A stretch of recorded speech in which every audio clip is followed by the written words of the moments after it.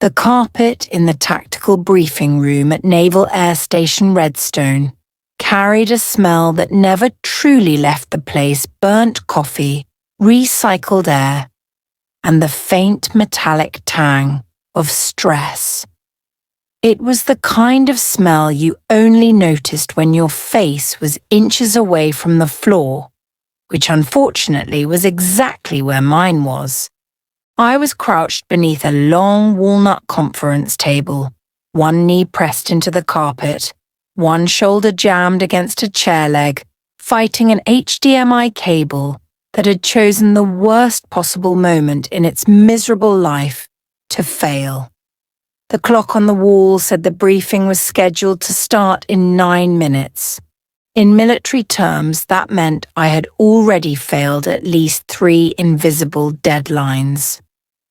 From this angle, anyone walking into the room would see nothing but my boots sticking out and my badge swinging upside down. Civilian System Support was printed in plain black letters. It was an accurate description, but it never told the whole story. It never did. I muttered under my breath as I reseated the connector, fingers moving by muscle memory. I had fixed this exact port dozens of times before. It worked perfectly until it mattered. That was always how it went. I tugged once more, felt the satisfying click, and watched the signal indicator flicker back to life. 7 minutes to spare. That was when the double doors at the back of the room swung open.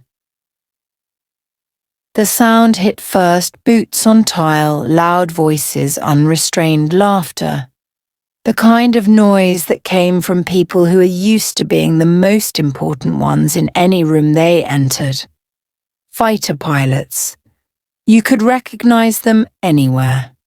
Confidence edged into arrogance, sharpened by expensive training and reinforced by survival. I stayed where I was, holding my breath, hoping the table shadow would keep me invisible for another 30 seconds. It didn't. I swear, if maintenance screws up my jet one more time, I'm going to start flying it myself, a familiar voice said, dripping with amusement. My jaw tightened.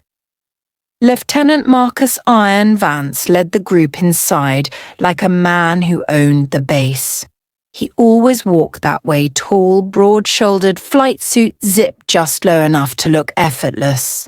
At 34, he was everything the Navy liked to put on recruitment posters. Strong jaw, confident grin, decorated helmet tucked under one arm. He was also my stepbrother, a fact I usually tried very hard to forget. Behind him trailed his squadron, call signs stitched proudly onto their chests. They were relaxed, joking, invincible in their own minds. This was home turf. They had no reason to expect surprises. A sudden pressure slammed into my hip. Not a tap. A nudge meant to move furniture out of the way. "Hey," Marcus said, voice booming from directly above me. "You alive down there? Pick up the pace, sweetheart. Grown-up work's about to start." Laughter rippled through the room. I closed my eyes for half a second, counted to 3, then finished tightening the connection. I slid out from under the table, dusted my palms against my slacks, and stood. Grey trousers, black polo, hair twisted into a messy knot. No rank, no uniform, nothing that demanded respect at first glance. "The connection is stable," I said evenly. "You're clear to begin when the Admiral arrives." Marcus frowned as he looked at me, his expression shifting as recognition caught up to memory. His smile didn't disappear, it sharpened. "Well, I'll be damned," he said, glancing back at his pilots. "Look at that. It's my stepsister, Evelyn." He chuckled like this was the punchline to a private joke. "Told you she worked on base," he continued. "Didn't realize she was still crawling around on the floor for a living." The laughter came harder this time. One of the pilot's call sign raiser leaned back in his chair and eyed me openly. "This the one who quit?" he asked. Thought she couldn't handle the pressure. "That's her," Marcus had said easily. "Washed out early. Family connections kept her fed, though. Computers don't yell back." The lie was smooth, polished, practiced over years of repetition. I felt the familiar heat rise, but I didn't let it show. "You should take your seat, Lieutenant," I said quietly. "This briefing is classified." Marcus scoffed. "Relax. You plug in cables. You don't set the rules." He waved toward the door. "Go wait outside." Before I could answer, another voice cut through the room. "Is there a problem?" The silence was instant. Admiral Jonathan Crowe stood in the doorway, his presence filling the space without effort. He wasn't loud. He didn't need to be. His reputation carried enough weight on its own. Decades of combat, strategy, and command sat behind his steady gaze. "Room 10 hot," Marcus barked. "Shh." Chairs scraped back, spines straightened. Every pilot snapped to attention. Crowe walked forward slowly, eyes scanning nothing and everything at once. He passed the front row, past Marcus, without a glance, then stopped in front of me. The moment stretched. Marcus shifted, clearly waiting for me to be removed. Instead, the Admiral reached into his jacket and pulled out a laser pointer and a secure data drive. "Good morning, Evelyn," Crowe said calmly. "You have the floor." The room froze. I accepted the items, nodding. "Thank you, sir." Crowe turned toward the pilots. "Sit down," he said flatly, "and listen carefully. Every word." I moved to the podium, plugged in the drive and brought the system online. The screen flared to life. The title slide appeared. Operation Black Veil. Aggressor Wing. Tactical Overview. Top Secret. Underneath, in smaller text, Briefing Officer, CM'd to Evelyn Cross, Chief Tactical Architect. A sharp inhale rippled through the room. Marcus stared at the screen, then at me, his face draining of colour. I met his gaze calmly. "Good morning, Lieutenants," I said, my voice carrying clearly through the speakers. "You believe you're here for a standard exercise. You are not." I advanced the slide. "My role is not to train you," I continued. "It is to break bad habits before they get you killed." Another slide appeared: flight data, behavior patterns, probability models. Then Marcus's face filled the screen. "Lieutenant Vance," I said, neutral and precise. "Aggressive profile, high confidence, repeated mission deviation in pursuit of personal engagement." His mouth opened. "This is not a discussion," I cut in. "This is analysis." The room had changed. The laughter was gone. The arrogance was leaking out through clenched jaws and stiff shoulders. I stood there still dressed like support staff and watched realizations settle in. They had underestimated the wrong person. And this was only the beginning. The room stayed silent for several seconds after the last slide froze on the screen. No one moved. No one breathed too loudly. The kind of quiet that only exists when confidence collapses all at once. I could see it in their faces now, the slow recalibration, the internal panic as their assumptions shattered. These men had walked in expecting a routine briefing and a compliant support staff. Instead, they were staring at the architect of the nightmare they were about to fly into. I let the silence stretch because silence teaches better than shouting ever could. Operation Black Veil is not about winning, I continued, my tone controlled, measured. It is about survival under asymmetrical pressure. You will not be fighting enemies who play by your rules. You will be fighting enemies who study you the way predators study prey. I advanced the slide again. Complex formations appeared, overlapping vectors, red and blue symbols dancing across a digital sky. Every maneuver you favor, every shortcut you take, every ego-driven decision you've ever made has been accounted for. You are predictable. That is your greatest weakness. Marcus sat rigid in his chair, hands clenched into fists on his knees. He didn't look at me. He didn't look at the screen. He stared straight ahead like if he stayed still enough, the moment might pass him by. It wouldn't. I didn't intend to humiliate him publicly any more than necessary, but I wasn't going to protect him either. Protecting him was how this problem had grown in the first place. This exercise transitions immediately to full-spectrum simulation, I said. You have 5 minutes to relocate to the simulators. Failure to follow instructions will be recorded and evaluated. I shut the laptop with a decisive click. Dismissed. The chairs scraped back again, but this time there was no swagger, no jokes. The pilots filed out quietly, heads down, the weight of expectation pressing in on them. Marcus was the last to stand. For a brief second our eyes met. His held something new now, not anger, not arrogance, but confusion. He didn't say anything. He followed the others out. The simulator bay was a cavern of dim light and humming machines.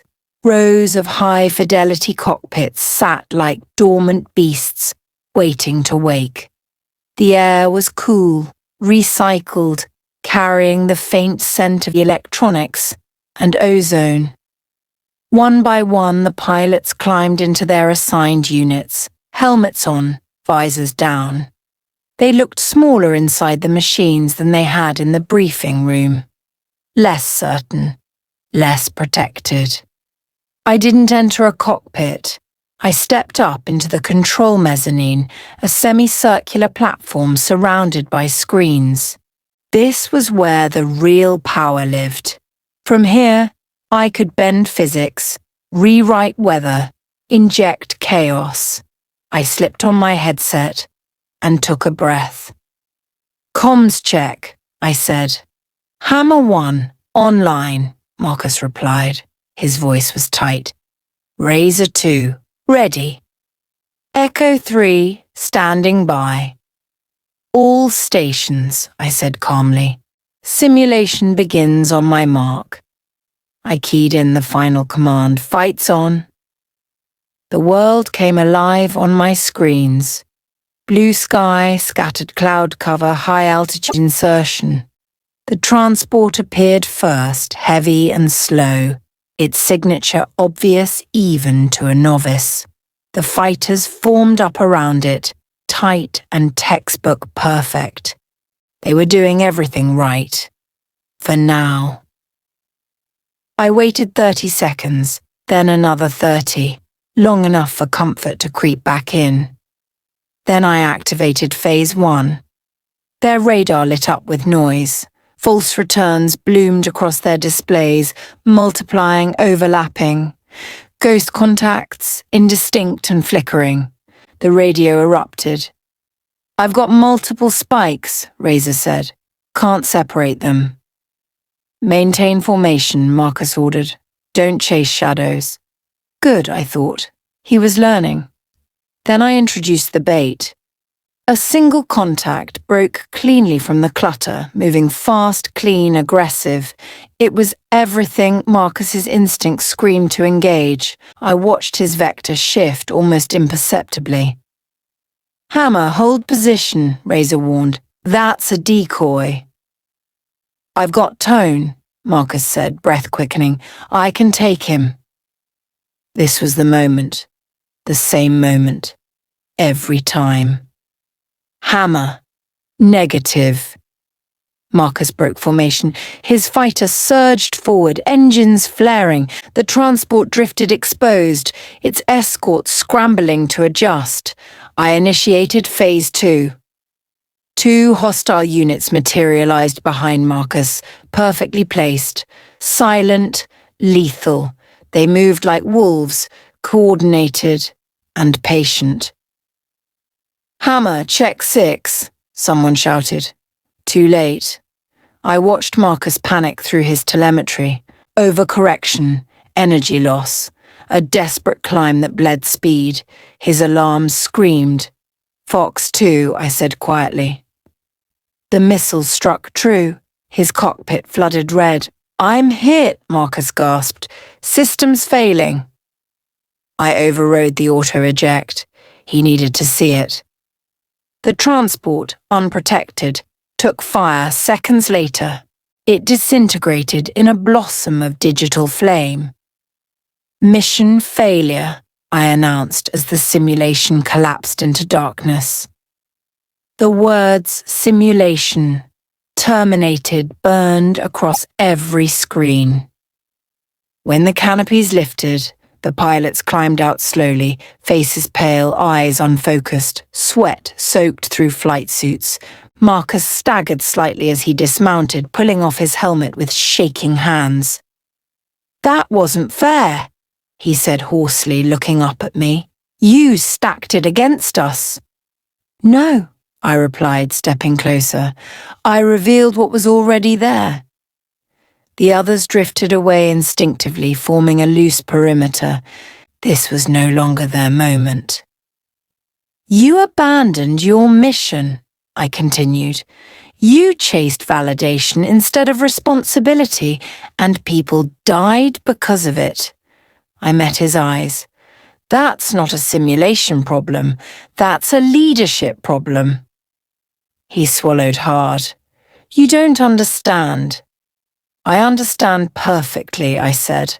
"I understand because I was trained to see what you refused to." Admiral Crowe stepped forward then, his presence sealing the moment.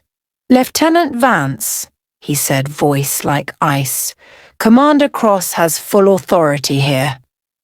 Marcus's shoulders sagged. "Effective immediately," I said, raising my voice so all could hear. "You are grounded pending review. You will not fly in this exercise." Marcus looked like the floor had dropped out beneath him. "You can't." "I can," I said simply, "and I have." Crowe nodded once. "This exercise is concluded for you, Lieutenant." Marcus said nothing more. There was nothing left to say. I turned away, unplugged my equipment, and coiled the same cable I'd been fixing earlier. Neatly, methodically. When I straightened, Marcus was still standing there staring at the floor. "Marcus," I said without turning around, "next time you see someone on their knees fixing your world so it doesn't fall apart, remember today." I walked out without waiting for an answer. The hallway outside was bright, sterile, quiet. My phone vibrated once in my pocket. I didn't check it. I didn't need to. Some stories didn't deserve replies. Outside, the Nevada sun burned hot and clean. Jets roared overhead, carving lines through the sky. They looked unstoppable up there. I knew better. I was the variable they couldn't see, the ghost behind the curtain, and this was only one lesson among many still to come. Hope you loved the story. Don't forget to like this video and subscribe to our channel for more epic tales. Stay tuned.